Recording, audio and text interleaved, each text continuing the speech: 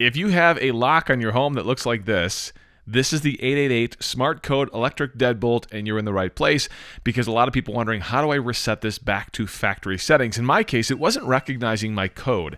I don't know why, but I wanted to reset it and start from scratch. Here's how you do it. First things first, forget the outside of this lock, because all of this has to be done for security reasons from the inside of the house, which looks like this. On each side, you've got a Phillips screw.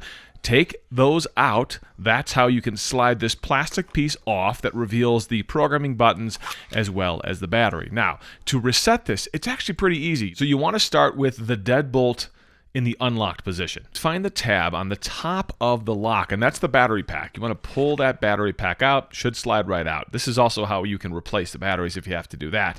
And then there's two buttons on the front. The bottom button is the one we care about right now. This is the programming button. Hold this down, keep this pressed while you insert the battery pack back in.